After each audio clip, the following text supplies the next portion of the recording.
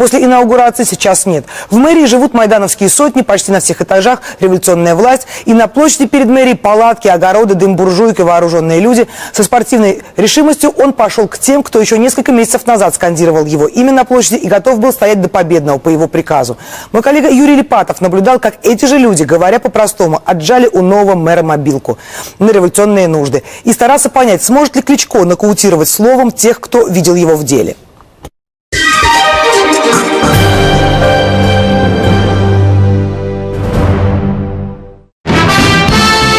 Возможно, сейчас самый крепкий городской голова за всю историю города. Крепость проверяли лучшие боксеры-тяжеловеса мира в формате 1 на 1. И нокаутов в боксерской карьере Виталия Кличко зафиксировано не было.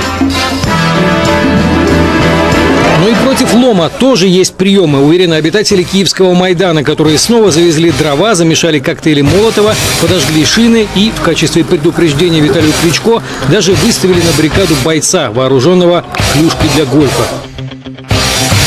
Сотник 20-й сотни Игорь Игнатенко по кличке Батя сделал новому городскому голове последнее китайское предупреждение, которое закрепил своим авторитетом еще и не назвавшийся по имени из соображений антимоскальской конспирации координатор сотен Майдана.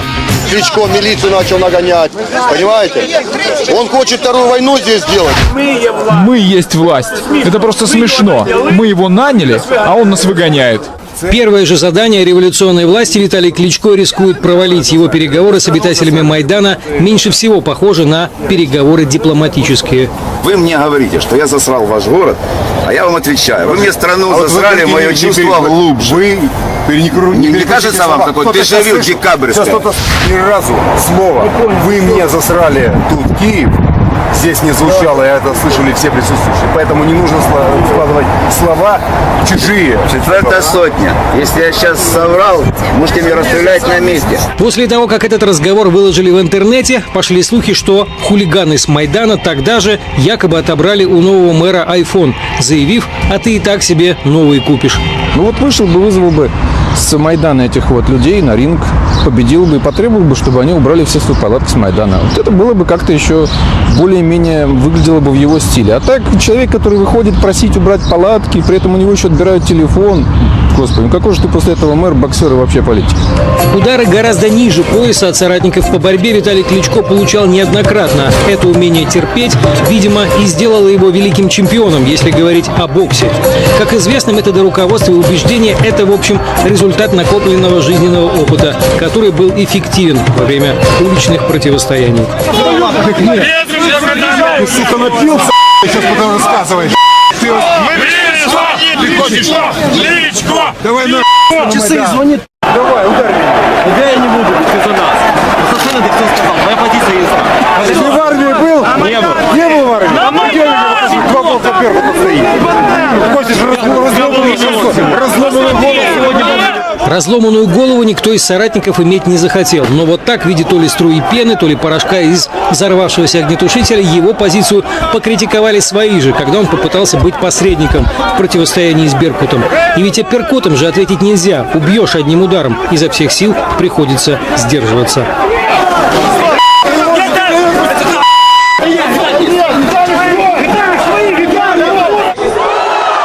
Когда Виталий Кличко вызывал Виктора Януковича на бокс, когда водил экскурсии министров из европейских стран по Майдану, когда в составе лидеров оппозиции в Мюнхене жал руку госсекретарю США и когда вместе с Порошенко ездил в Лондон просить наказать Москву да посильнее, то выглядел вполне себе презентабельно. Однако в нюансах оценить его принципиальную переговорную позицию иностранцам определенно было непросто, если судить по монологам Кличко на английском языке.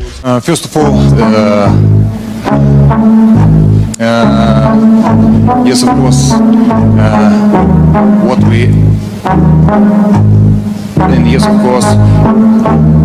What we have to do.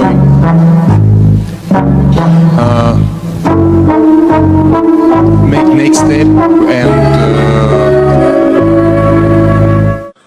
Настоящим хитом в интернете стала речь нынешнего городского головы Киева, сказанная им с трибуны Майдана после участия, как он выразился, если коротко перефразировать своими словами, в крайне непростых 5-часовых переговорах с коварным режимом Януковича. Делаем паузу. Делаем паузу.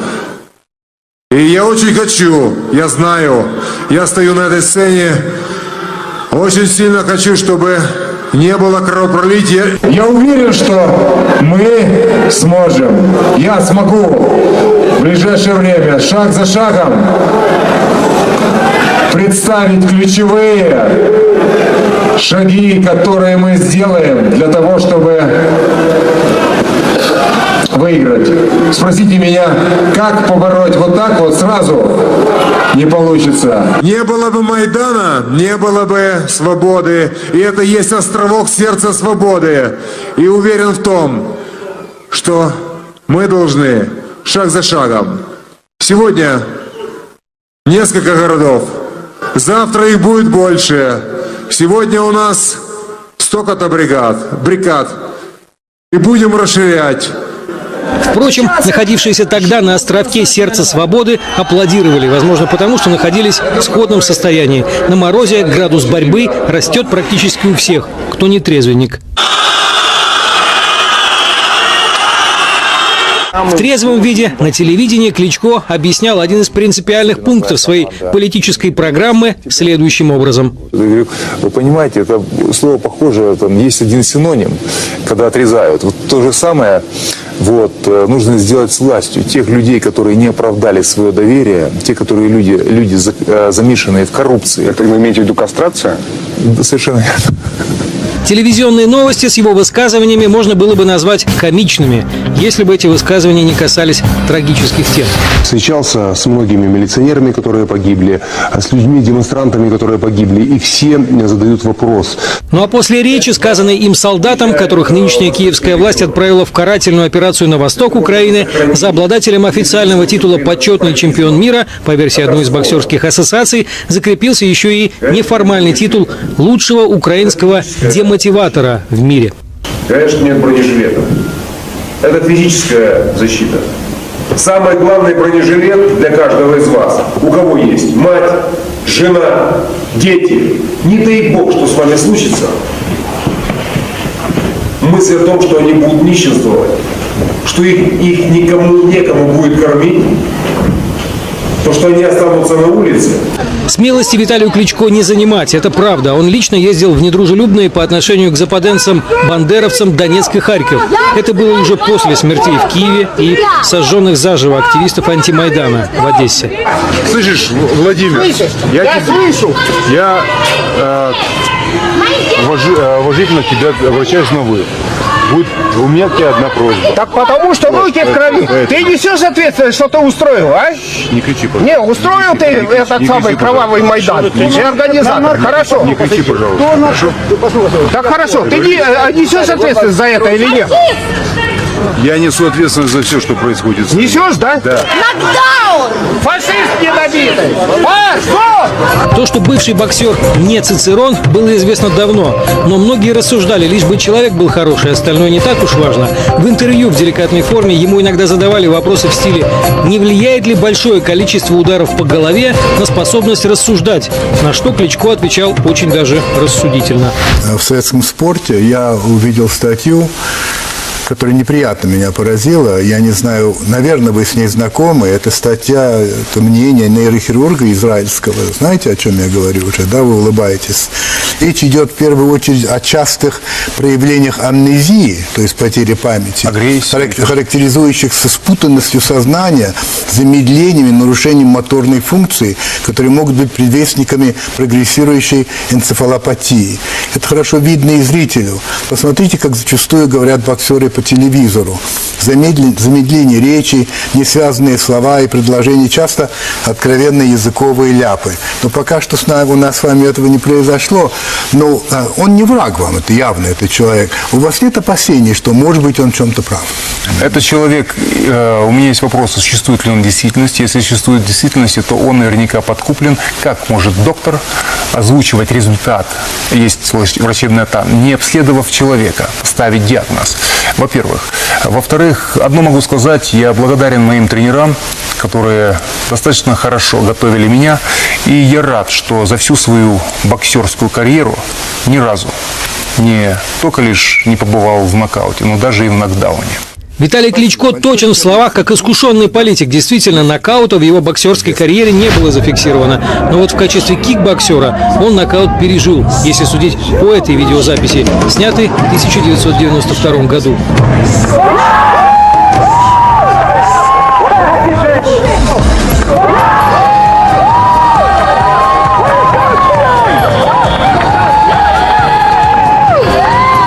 Недоброжелатели и политические противники уверяют, что у этого удара, как и у других, не могло не быть последствий. Говорят о том, что Киеву вообще не очень везет на руководителей в последние годы. До Кличко город возглавлял Леонид Черновецкий, который прославился своими духоподъемными видеоклипами и намерением лететь в космос, непременно со своим котом. Кстати, ранее Черновецкий бил Кличко на выборах мэра. Как перед этим был у нас мэр Космос, как у нас опять же шутят. Шутники кругом. Был мэр Космос, стал мэр Тормоз. Вот, что, в общем-то, идентично. Какие убеждения могут быть у человека, который член партии «Удар»? Какие могут быть убеждения? Ну, всех побьем, гармонь оставим. Вы знаете, после переворота я бы сказал, что у нас любой может быть президентом Украины, а самый лучший был бы Сашко Билый. Одна палка, два струна, я хозяин, вся страна. С автоматом бы ходил на заседание правительства. Ну, к сожалению, его убили. Но вот политтехнологи, они ведь не журналисты, а люди серьезные. Особенно потому, наверное, что обладают, как правило, хорошим чувством юмора. И за успехом Виталия Кличко видят вполне серьезную подоплеку. Скажем, на официальном сайте партии «Удар» в разделе «Партнеры» значится Международный республиканский институт, работающий в тесном сотрудничестве с Госдепом США и некоторыми фондами, занимающимися финансированием проамериканских политических сил в мире. Возглавляет эту организацию известный американский русофоб Джон Маккейн. И в общем контексте украинского переворота становится понятен кадровый подбор его лидеров, фронтменов. На фоне радикального националиста Тигнибока, худощавого интеллигента в очках Яценюка и упитанного олигарха Порошенко боксер Кличко выглядит просто суперменом. Не исключено, что и на роль политика его подобрали после успешной фотосессии с братом, боксером Владимиром, в немецком эротическом журнале для мужчин «Макс». Прекрасная мускулатура и имидж самого крутого парня в мире – это ли не лучший капитал в мире политического шоу-бизнеса? Мы видим в работе шоу-бизнесовую логику. В первую очередь, известный спортсмен, он нравится избирателю, поэтому за него голосуют. Да? Здесь нет политической мотивации. Здесь мотивация исключительно, вот как людям нравятся выдающиеся артисты, музыканты и так далее. В Украине часто пытаются с помощью этого их поставить в первую пятерку списка и что-то выиграть. И появление избранного президента Украины Петра Порошенко вместе, вдвоем, с избранным городским головой Виталием Кличко на пресс-конференции сразу после выборов представляется вполне себе логичным с точки зрения правил шоу-бизнеса. Распределение обязанностей, правда, выглядит креативно. Кличко не правая рука для Порошенко, а крепкая голова, которая отлично может держать удары. Киев на сегодняшний день дошел до той точки, что его сейчас трудно назвать прекрасной столицей. Мы должны вернуть Киеву титул самого красивого города в Киеве. Подобные оговорки можно не обращать внимания. На Крещатике сейчас и вправду ведь есть почти все, что нужно митингующим для осмысленности жизни. Даже свой Крым есть с надувным бассейном и ракушками в нем.